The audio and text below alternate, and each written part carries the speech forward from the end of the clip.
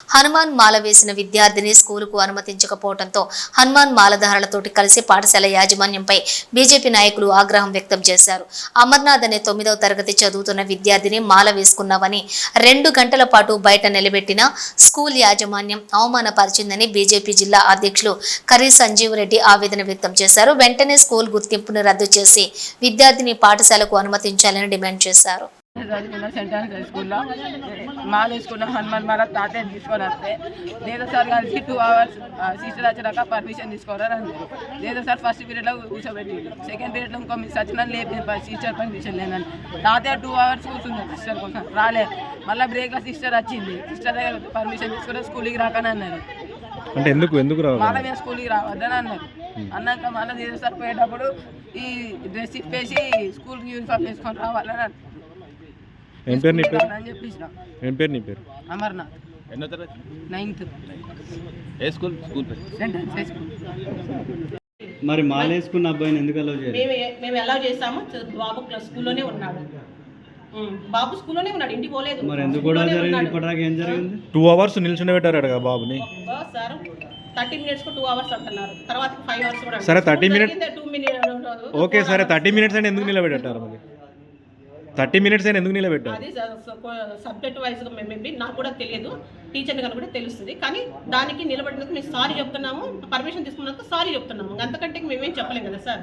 ఒక హనుమాన్ మాల వేసుకున్న అబ్బాయిని మీరు మేము బాబుని తప్పు పట్టలేదు, మేము తప్పు పట్టలేదు. అబ్బాయి చెప్తున్నాడు కదా లేదు, మేము మా వర్షం కూడా వినాలి కదా. అబ్బాయి మాట మీరు ఎట్లా వింటారు? మా వర్షం కూడా వినాలి కదా. అబ్బాయి ఇప్పుడు ఊరికే మీ మీద చెప్పారు కదా మేడం.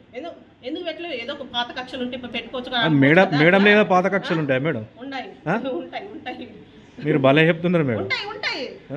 మీకు అవన్నీ చెప్పాలని లేదు కదా సార్. పాత కక్షలు చెప్పండి. మరి స్కూల్ తీసేయండి. ఎందుకు పెట్టారు? విద్యార్థులతో మీరు కక్షల కోసమేనా బడి పెట్టారు? కాదు కానీ 30 సంవత్సరాల నుంచి జరుగుతుంది. మరి అబ్బాయి కక్ష పెట్టుకోవడం ఏంటి మేడం మీ మీద? మరి మీరు ఏం చెప్తున్నారు? మరి మీరు చెప్పేదాంట్లో ఏమన్నా అర్థం అవుతుందా?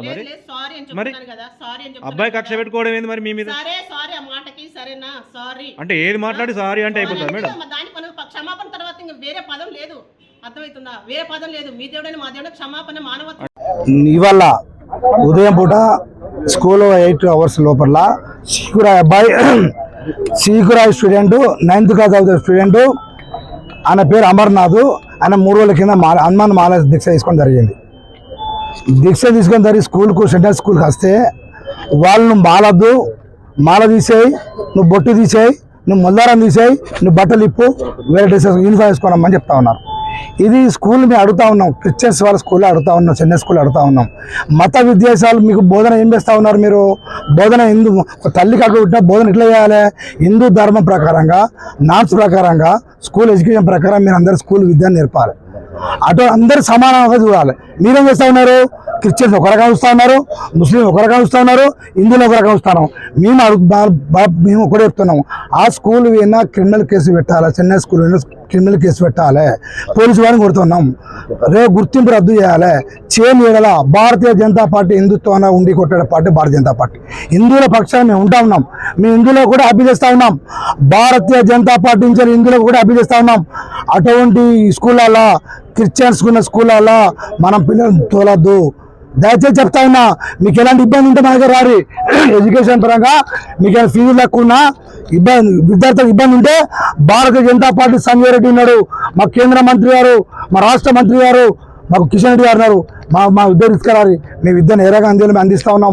గవర్నమెంట్ స్కూల్లో మంచి విద్య ఉన్నది. ఇటువంటి స్కూల్లో మీరు స్కూల్ వ్యవస్థను రద్దు చేయాలని కోరుతా ఉన్నాం. అమర్నాథ్ పిల్లలు చెప్పిండు. ఒకటే చెప్తాను, బాల హక్కు కమిషనర్తో ఫిర్యాదు చేస్తూ ఉన్నాం. ఈ రోజుతో విడిచిపెట్టాం. ఈ ఆందోళన ఆగది. భారతీయ జనతా పార్టీ హిందూకు ఎక్కడైతే అన్యాయం జరిగినా, కించపరిచిన అక్కడ భారతీయ జనతా పార్టీ అవుతుందని తెలియజేస్తా ఉన్నాను.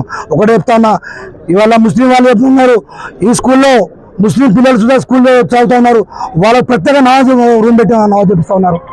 మరి ఇదెక్కడ న్యాయం అడుగుతున్నా? హిందూకు ఒక న్యాయం, క్రిస్టియన్స్కి ఒక న్యాయం, ఇవాళ ముస్లింకి ఒక న్యాయం అని అడుగుతా ఉన్నా. ఇది వాస్తవాన్ని చెప్తా ఉన్నా. నేను డిఓ గారు చెప్తా ఉన్నా, డిమాండ్ చేస్తా ఉన్నా.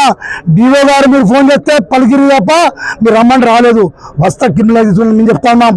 రేపు మేము బాల కమిషనర్ ఫిర్యాదు చేస్తా ఉన్నాం. ఇవాళ పోలీస్ స్టేషన్ పోయి క్రిమినల్ కేసు పెట్టాలని అడుగుతా ఉన్నాం.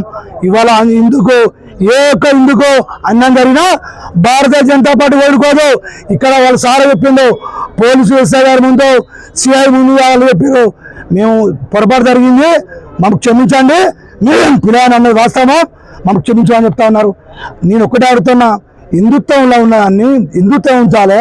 మీరు ఏ రకంగా మీ పిల్లలను డివైడ్ చేసి ఏ మతాలకు ఆ మతానికి విడిగా తీసుకుంటా మీరు ఇక పరిపాలన ఇస్తూ ఉన్నారు. మేము చెప్తా ఉన్నాం, భారతీయ జనతా పార్టీ పెద్దపల్లి కాన్స్టిట్యూన్సీలో జిల్లాలో చెప్తా ఉన్నా, ఎక్కడ హిందూ కన్నా జరిగినా ఇక నుంచి భారతీయ జనతా పార్టీ ఉపేక్షించే ముచ్చట్లేదని చెప్పి తెలియజేస్తా ఉన్నా.